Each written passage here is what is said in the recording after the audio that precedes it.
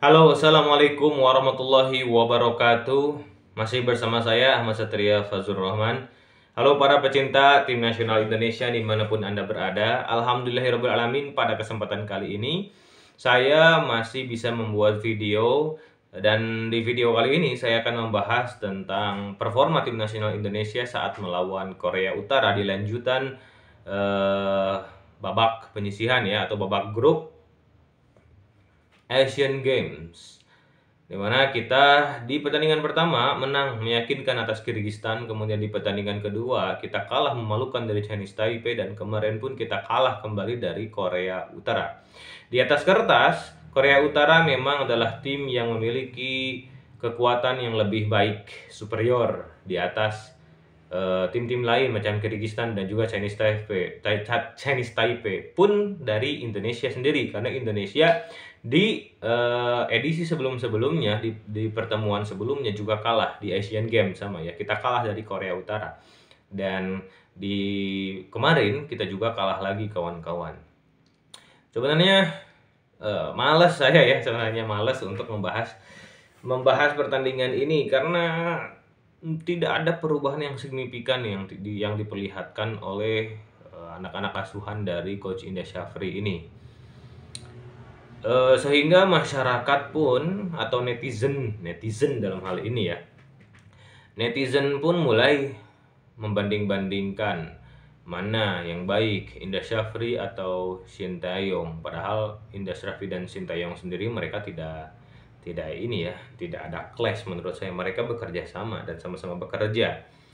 Hanya masyarakat memang terpolarisasi, terpisah antara orang yang suka dengan Sintayong dan orang yang tidak suka dengan Sintayong. Dalam hal ini juga ada beberapa pihak yang menunjukkan tendensi seperti itu. Entah itu dari para pelaku olahraga, pelaku sepak bola sendiri, dan saya tidak akan menyebutkan siapa-siapanya ya. Dan juga ada pemerhati sepak bola yang seperti itu, yang memang memberikan kritik dan kepada Coach Sintayong. Sejujurnya saya sendiri mengkritik dari seorang Coach Sintayong, sama saya kritik. Silakan kawan-kawan kunjungi video-video saya sebelumnya. Contohnya saat Indonesia bermain buruk, saya bilang permainan buruk. Kemudian permainan berantakan, itu saya bilang belak-belakan saja. Nah, tapi saya mengkritisi taktikal di atas lapangan yang tidak berjalan, kemudian lain sebagainya, tidak menyerang secara pribadi. Tapi ada beberapa yang menyerang secara pribadi kepada Coach Sintayong. Itu yang paling saya tidak suka. Apalagi sekarang banyak tendensi di luar sana yang local pride, anti Sintayong. Ini yang membuat perpecahan di antara netizen ya, di antara warga sepak bola di Indonesia. Lah, bingung kalau masalah itu. Saya malas untuk ngobrolnya. Nanti kita akan obrol lebih dalam nanti, apalagi saya juga ingin mengkritik seorang pengamat sepak bola yang menurut saya terlalu lebay lah ngeritik. Kalau mengkritik bisa, tapi kalau dirinya dikritik langsung curhat di akunnya gitu, langsung curhat, bahkan menuduh yang tidak menurut saya ya. Nanti saja itu saya bahas. Oke kawan-kawan, untuk sekarang kita akan membahas pertandingan Coach Indra Syafri beserta anak-anak didiknya. Coach Indra Syafri menunjukkan perubahan sebenarnya di sini, ya ini perubahan dengan menggunakan 3 back yang menurut saya memang niatnya bagus ya kawan-kawan, niatnya bagus. Kemudian belajar dari pertandingan sebelumnya, tapi tetap filosofi dari seorang Coach Indra Syafri ini menurut saya harus dirubah, betul-betul harus dirubah. Coach Indra Syafri itu terlalu berfokus kepada penguasaan bola, sehingga inginnya bermainnya cantik. Oke kawan-kawan, ingin main cantik dan cantik. Tapi saya nggak melihat cantiknya di mana gitu kawan-kawan. Mana cantiknya loh kawan-kawan. Karena begini, kita bermain bertahan pun kita bisa bermain cantik.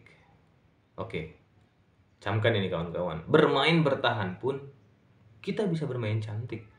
Jadi bermain cantik bukan hanya kita menguasai bola, passingnya banyak, tapi passingnya nggak jelas macam Spanyol di Piala Dunia di bawah Luis Enrique kemarin. Kan nggak jelas passingnya. Passingnya tidak bisa menyeret lawan. Passingnya tidak bisa eh, me, apa, memancing lawan. Nah, jadi untuk apa kita banyak menguasai bola tapi satu gol pun tidak dilesakan menurut saya. Sekarang sepak bola berkembang kawan-kawan ya. Berkembang. Sepak bola sekarang lebih pragmatis. Di mana pola permainan itu sering berubah-ubah. Banyak berubah-ubah. Jika dahulu goalkeeper itu ya role-nya sebagai goalkeeper saja, tapi kan sekarang goalkeeper itu harus mampu menjadi penyerang pertama. Maksud saya gol itu dapat dilakukan bahkan prosesnya dari seorang goalkeeper. Kemudian defender harus menjadi seorang ball playing defender yang bisa mengatur ritme permainan, bukan hanya tergantung kepada seorang gelandang. Ya, jadi bertahan pun bisa bermain cantik. Untuk apa kita banyak passing tapi ternyata nggak jelas mainnya. Apalagi yang saya kurang suka dari permainan tim nasional Indonesia kemarin, itu banyak sekali umpan-umpan sulit yang diberikan kawan-kawan. Sudah tahu pemain tersebut sulit untuk dijangkau karena ia dihadang dua pemain, malah dikasih umpan, malah dikasih passing. Nah, itu yang menurut saya kesalahan-kesalahan elementer yang harus dieliminasi oleh tim nasional Indonesia. Yes, Indonesia lolos ke babak 16 besar karena Indonesia mampu menempati ranking ketiga terbaik. Ya, salah satu dari ranking ketiga terbaik, alhamdulillah. Dan saya juga bertanya-tanya, bukan hanya saya ya, tapi juga banyak netizen yang bertanya-tanya, yang berspekulasi. Bahkan ketika saya nonton kemarin live reaction dari Jebret Media, itu siapa itu yang sebelah kanan kiri banget, kalau di sana ini kanan banget dari penonton, itu bilang apakah ini adalah strategi coach Indra Syafri untuk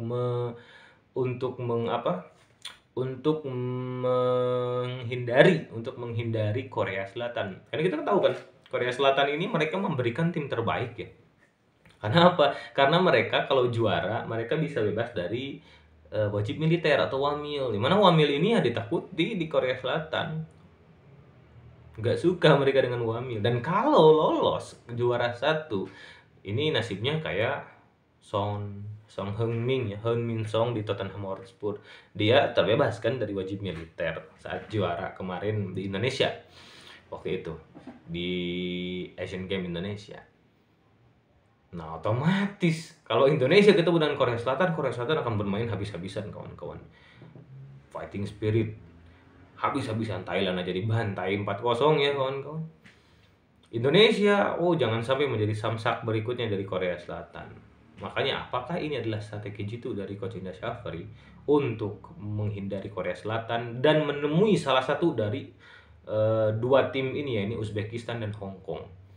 Saya sendiri sebagai pecinta tim nasional Indonesia, kita kan ingin lanjut ya. Maka ya kalau strateginya seperti itu, kita mengincar tim terlemah, tim yang bisa kita lewati, maka Hong Kong adalah pilihan terbaik. Uzbekistan sulit kawan-kawan ya, karena Uzbekistan geliat sepak bolanya sekarang sedang menggelora, dia sedang berkembang. Nah, maka dari itu Hong Kong adalah pilihan tepat agar kita bisa melewati. Tapi kalau kalah lagi lawan Hong Kong, na'udzubillahi min dzalik, astagfirullahaladzim kawan-kawan. Ini sudah jatuh ketimpa tangga lagi ya kawan-kawan. Tapi tetap saya berharap kepada para pemain agar semangat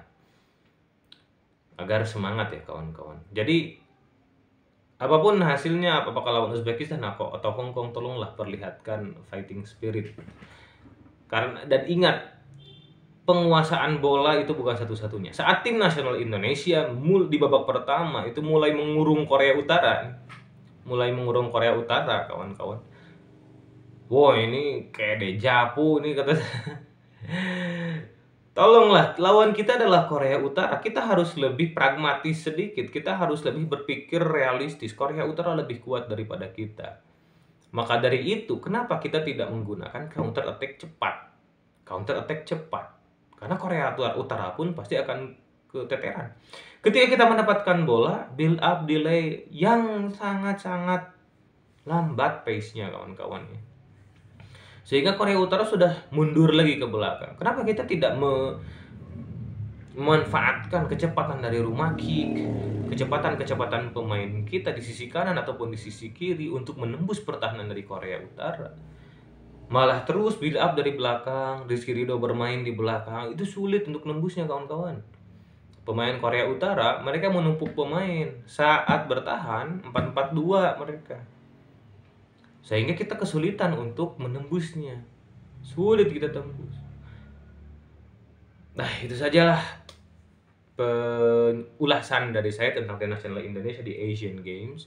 Meskipun tim nasional kita masih belum memperlihatkan permainan terbaiknya, tapi yang penting mudah-mudahan kita bisa berbicara banyak nanti di 16 besar. Lawan kita nanti mudah-mudahan bisa dilibas. Supaya apa? Supaya kita bisa melupakan lah kekalahan kita dari tidak akan lupa sih kekalahan, apalagi kalau kalah dari Korea Utara oke lah, tapi kalau kalah dari Chinese Taipei ini nggak bisa dilupakan kawan-kawan. Apalagi ada seorang pandit yang bilang saat Indonesia menang, bukan pandit ya boleh lah bilang pandit, boleh dibilang seorang pemerhati sepak bola, nanti akan saya bahas orangnya ya nggak di video terpisah. Dimana ia bilang bahwa saat Indonesia menang 9-0 melawan Chinese Taipei, beliau bilang bahwa janganlah kita euforia terhadap perang-perang yang kecil, pertandingan yang kecil. Jadi lawan Chinese Taipei itu kecil kepada pertandingan yang kecil skalanya, peperangan yang kecil, pertempuran yang kecil. Tapi kemarin saat lawan Chinese Taipei di pertempuran kecil kita kalah. Mana sekarang kata-katanya yang dulu? Coba lebih objektif lah.